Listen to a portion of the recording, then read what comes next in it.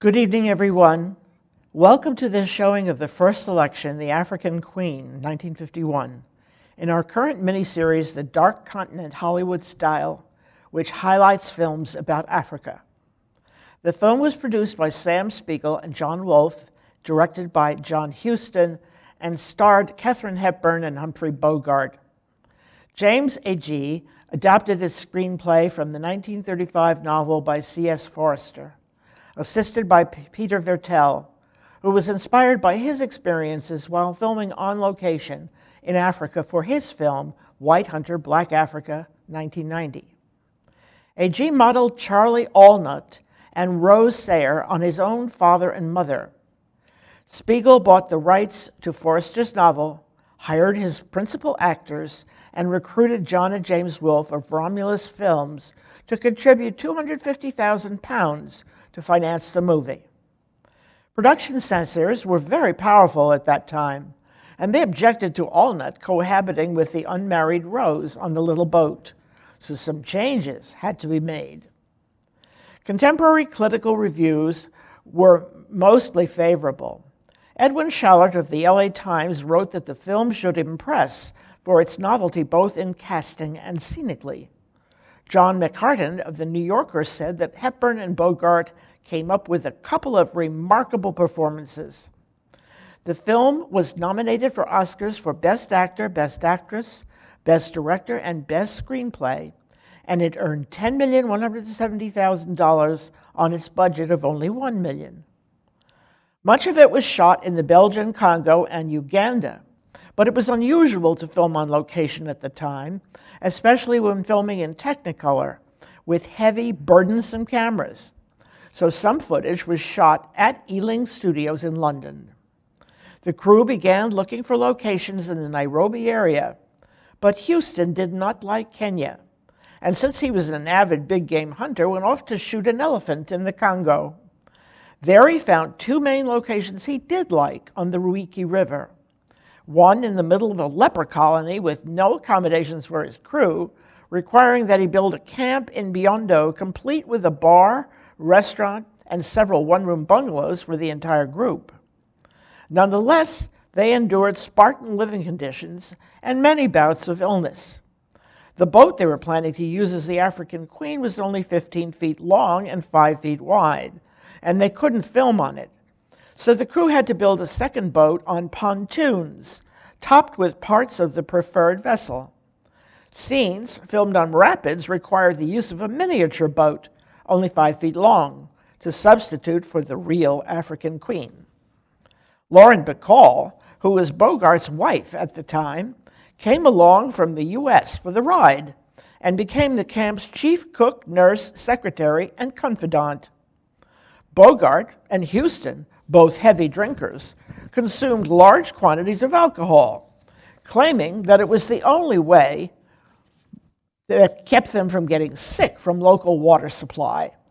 Hepburn, on the other hand, became dehydrated from illness due to water consumption.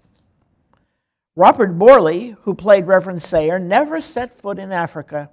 His scenes were all filmed in England, including those of him preaching at his mission. They were later edited together with shots of the natives praying that had been filmed in Africa. Scenes in which Bogart and Hepburn were filmed in the river were also shot in England because of concerns about waterborne diseases. In the scene where Hepburn pulls the leeches off Bogart's chest, the specimens on his body were all made of rubber because he hated leeches. The close-up of the leech on his chest is of a real one, but that's not Bogart's chest. Scenes of the boat were filmed using a raft with a mock-up of the boat on top, sections of which could be removed to make room for the cumbersome Technicolor camera. The small steamboat used as the African Queen was built in Britain in 1912 for use in Africa.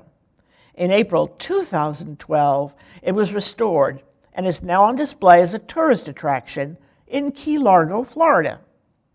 A small-scale model in the studio tank in London was used for the rapid scenes. That model can now be seen at a Marriott waterfront hotel in Annapolis, Maryland. The boat, used as the Koenigin Louisa, was the steam tug Buganda, owned and operated by East African Railways and Harbors Corporation. The Koenigin Louisa was inspired by the World War I vessel Grax Getson, which operated in Lake Tanganyika until it was scuttled in 1916. The British refloated the vessel in 1924, and it remains in service as the passenger ferry MV Liemba. Plot summary.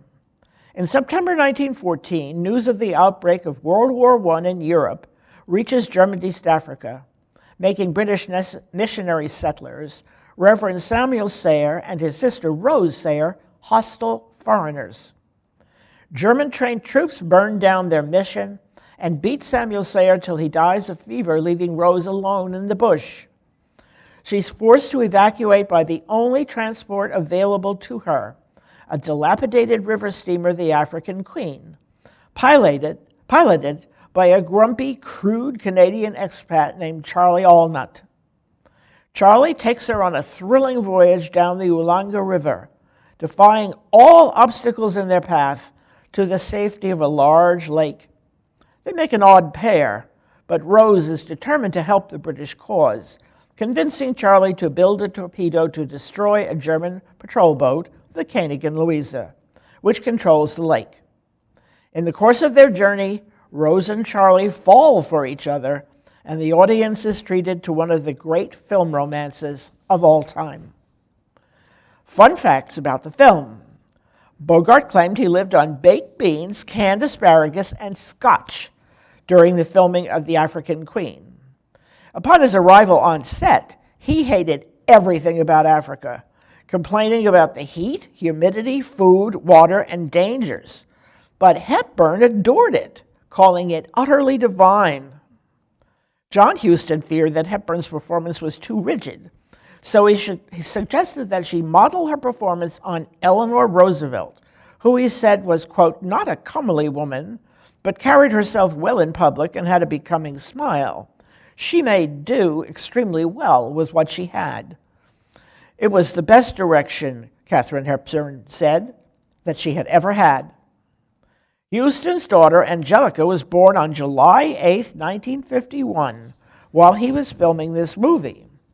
The news was received at a telegraph office in Butaganga, Uganda, and it took 2 more days for a barefoot messenger to carry it to his camp at Murchison Falls on the Nile River. 5 cars and trucks were required to move the cast, crew, and their equipment 3.5 miles from Biondo to the Ruiki River. From there, they loaded everything on boats and sailed 2.5 miles further to their shooting site.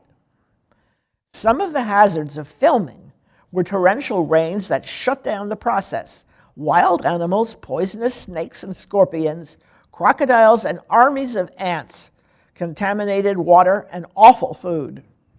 Hepburn hated Huston's obsession with big game hunting, but went along with him on a hunt. But when a bull elephant charged toward Huston, he realized he could no longer take Hepburn along with him, since he might be risking her life. Hepburn insisted on Doris Langley Moore as her costumer, because Moore's costumes were meticulous period recreations, but the heat and humidity made it impossible for the clothes to dry completely, and mold grew on the fabrics. So Hepburn requested a full-length mirror so she could check her appearance before filming, which worked well until the mirror broke in half and she was forced to go without it. Huston did not trust producer Sam Spiegel and had his agent extricate him from their contract, thereby surrendering his percentage of the film's profit. This cost him millions, while Spiegel made a fortune. Among the film equipment which Huston had shipped from England to Africa were several crates marked medical supplies. They actually contained cases of Johnny Walker Scotch and Gordon's London Dry Gin for Huston and Bogey to drink while on location. After the Koenigin Louisa was torpedoed, the crew started throwing things overboard, including a live cat. Things to look for: all the boats, some of which are miniatures, built with movable sections to allow for camera movement. Katharine Hepburn's dyed brunette hair. She was actually a natural redhead. Note her appearance and carriage.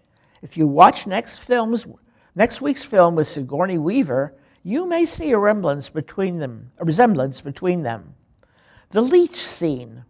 All of the obstacles Bogey and Hepburn endure on their voyage, Hepburn's costumes, the crew of the Koenig and Louisa throwing a cat overboard, the beauty and diversity of the wildlife and landscape, and Bogey as a Canadian.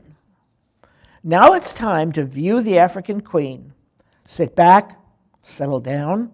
Please remember, it may take a few minutes for the film to roll. Enjoy.